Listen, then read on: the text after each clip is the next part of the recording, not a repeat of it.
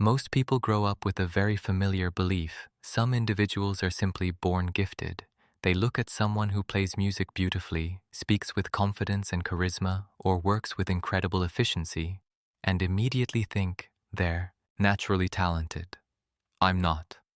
This belief may seem harmless, but it's actually deeply limiting. Because the moment you accept that ability is something you're either given or not, you also begin to assume that if you're not good at something, now you may never be. And without realizing it, you stop yourself before you've even truly started. What you don't see is this. Behind every talented person are hundreds, often thousands, of hours of quiet, consistent practice. You only see the final result, not the repetition, the boredom, the failures, or the moments when they were just as awkward and unsure as you are now. In many cases, talent is simply a story told after success has already happened. It's the easiest explanation for the gap between people, but not the most accurate one.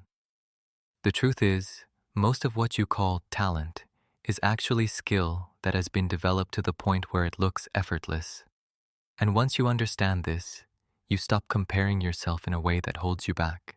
Instead, you begin to realize that you, too, have the ability to become good at something if you're willing to go through the same process others did. One of the most powerful shifts you can make in your mindset is realizing this: excellence isn't a rare gift. It's a system that can be learned and repeated. This means you don't have to wait for the right field or the right talent to begin. You can choose a skill and build your competence from zero. A lot of people get stuck trying to find what they were born to do. But in reality, those who reach a high level rarely start with certainty. They start with a choice, and then they improve, step by step. Clarity doesn't come first. It emerges after you've taken action long enough. If you look at any field, whether it's sports, music, or business, you'll notice a common pattern. The best performers aren't doing anything mysterious. They're simply applying the right methods, consistently, over time. They practice deliberately, they correct their mistakes, and they don't rely on motivation to show up. Once you understand that there's a kind of formula behind progress, you stop doubting yourself in unhelpful ways. Instead of asking, "Am I good enough?" you begin to ask a far more practical question. Am I practicing the right way? If excellence is a system, then it isn't vague. It has a clear structure. And most people who improve quickly, whether consciously or not, apply these three core principles. The first principle is skill decomposition.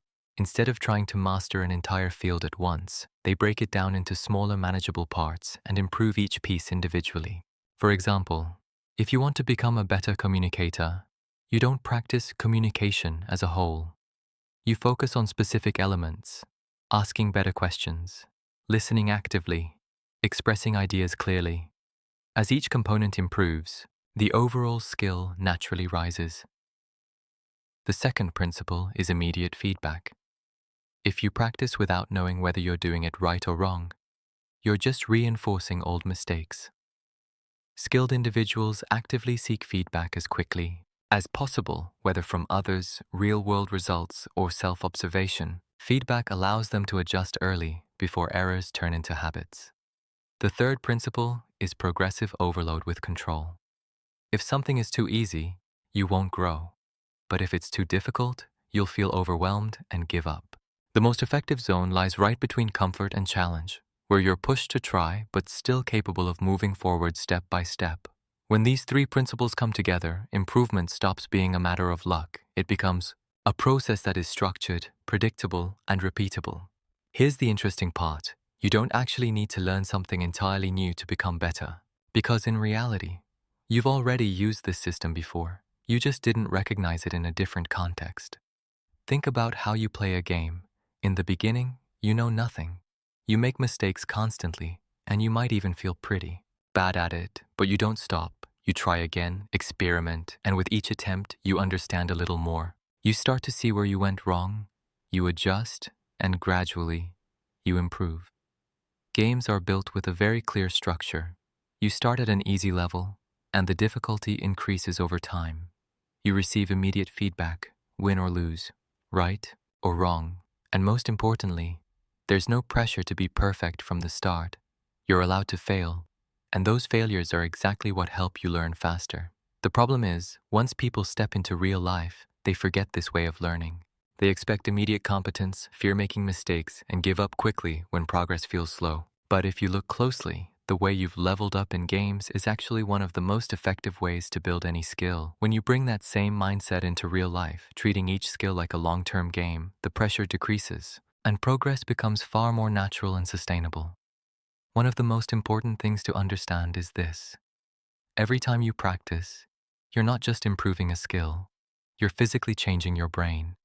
This isn't just motivational talk, it's a biological reality. Whenever you repeat an action, whether it's playing an instrument, writing, or communicating, your brain begins to form new neural pathways.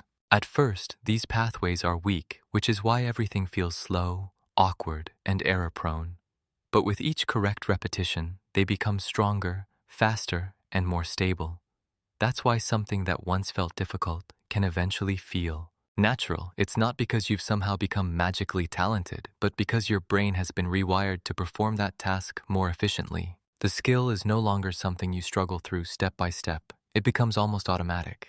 This also explains why consistency matters more than motivation. You don't need to feel inspired all the time. You just need to keep showing up and repeating the process.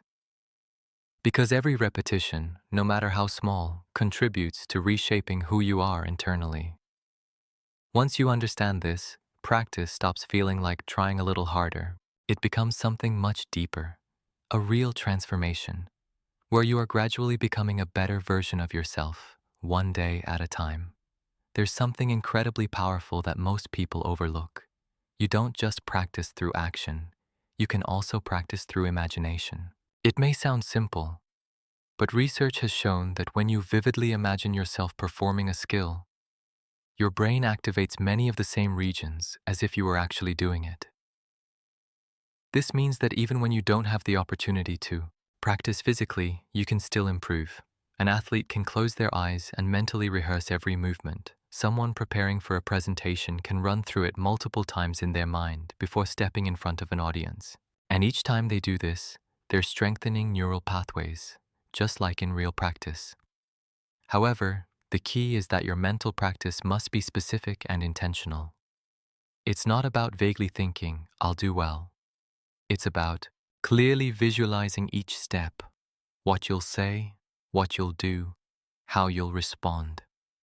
The more detailed it is, the more your brain treats it like a real experience.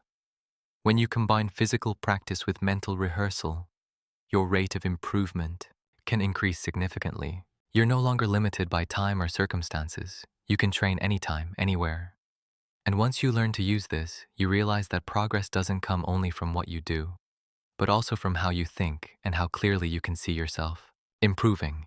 There's a simple yet incredibly powerful rule. You don't become the person you wish to be, you become the person you consistently act like. Every action, no matter how small, is a vote for the version of yourself you're building.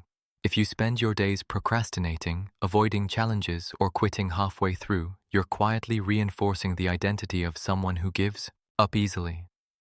On the other hand, if you keep practicing, even in small amounts, you begin to shape yourself into someone disciplined and reliable.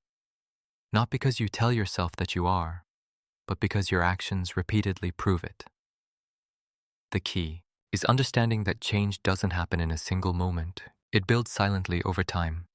At first, the improvements may be almost invisible, but when repeated long enough, they create a powerful shift. That's why some people seem to make dramatic progress. It's not sudden transformation, but the result of consistent, correct repetition. Once you understand this principle, you stop chasing instant breakthroughs. Instead, you focus on building small, consistent actions every day.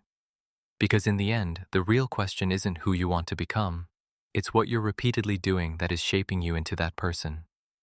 In the end, what matters most isn't whether you're naturally gifted or not, it's whether you're following the right approach. Many people give up too early, not because they lack potential, but because they're using ineffective methods and then concluding that they're simply not cut out for it. The truth is, when you apply the right system, breaking skills down, getting feedback, increasing difficulty at the right pace, and repeating the process long enough, progress becomes almost inevitable. It no longer depends on motivation or luck. It becomes something structured and predictable. This also requires a shift in how you view failure. Failure is no longer proof that you're not good enough. Instead, it becomes data, information that helps you adjust your approach. Every mistake brings you closer to the right way, as long as you're willing to learn from it. Ultimately, the difference between those who excel and those who stay stuck isn't where they started. It's who is willing to stay on the right path long enough. And once you understand this, you're no longer limited by the question, am I capable or not? You're left with a far more practical one. Am I willing to commit to this process for long enough to see it through?